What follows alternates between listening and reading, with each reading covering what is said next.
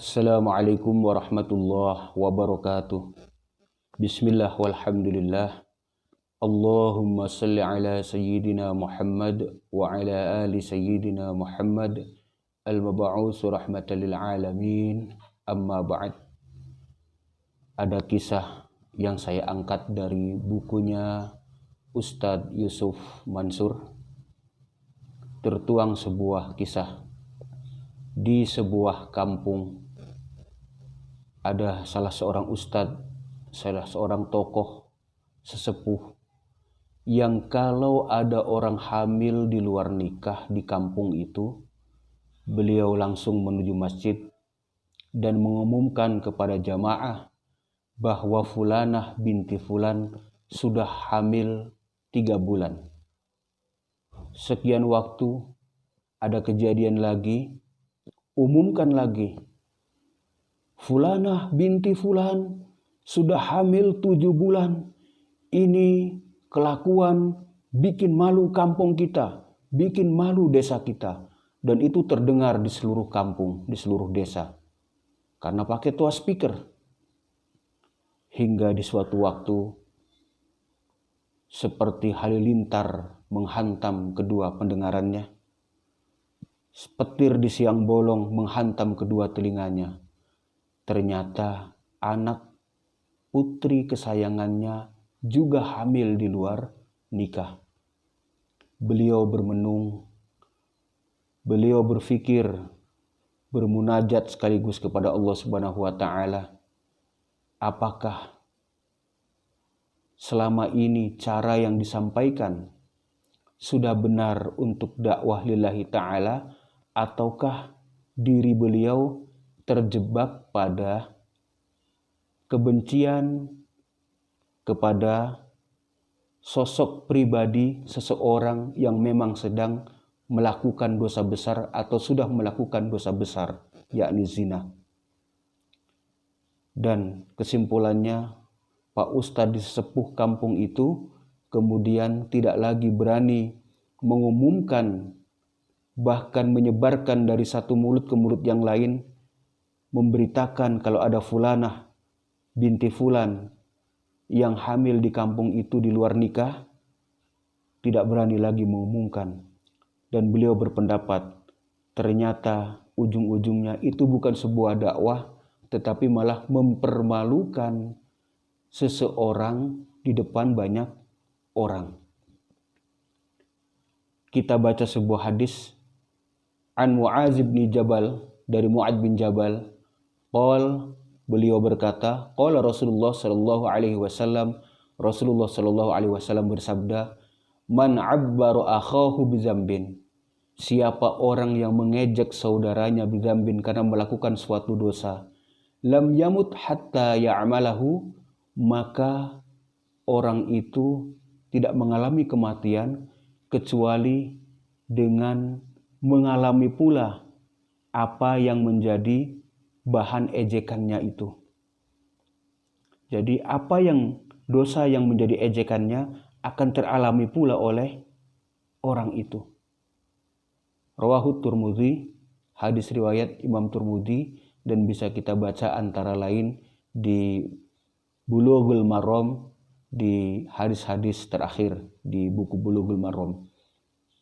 Ini sebuah renungan bagi kita semua. Kalau kita mengejek seseorang karena ia telah melakukan kesalahan, jangan-jangan di kesempatan yang lain juga kita melakukan hal yang sama karena kita mengalami peristiwa dan kondisi yang sama. Di video awal Nihwan TV kita ceritakan kenapa orang tidak berzina? Karena tidak ada lawan. Kalau ada lawan untuk berzina, apakah kuat menahan cobaan itu? Apakah memilih menghindar atau malah menghampiri? Persoalannya karena belum ada kesempatan. Barangkali kita pernah melihat atau bahkan kita mengalami sendiri, menyampaikan sebuah dosa yang dilakukan oleh seseorang, kemudian dosa yang kita sampaikan itu ternyata fokusnya bukan dakwah, bukan perbaikan orang itu, tetapi malah kita membenci orang itu, sosok pribadinya.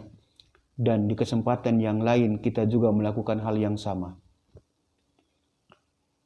Ada juga salah seorang di sebuah kampung, di sebuah desa. Orang itu mengatakan, rumah dekat masjid nggak pernah sholat jamaah. Rumah dekat masjid nggak pernah pengajian. Ternyata di kesempatan yang lain orang ini pun tidak lagi ke masjid untuk jamaah dan tidak lagi mau ikut pengajian. Jadi apa yang kita ucapkan menghantam diri kita.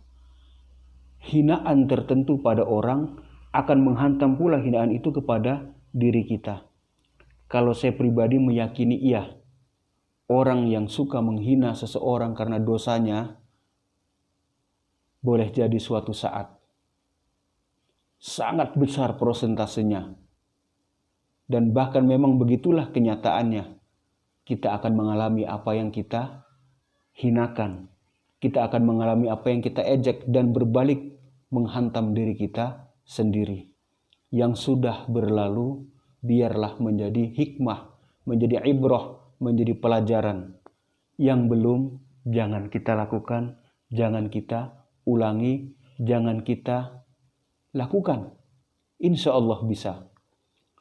Dengan demikian kembali kita mantapkan bahwa dakwah adalah berniat lillahi ta'ala menuju ridha Allah, semangat persaudaraan, semangat perbaikan, semangat untuk hidup lebih baik lagi. Dan yang kita ingin selamatkan nanti di akhirat bukan saja diri kita, bukan saja keluarga kita, tetapi juga masyarakat kita.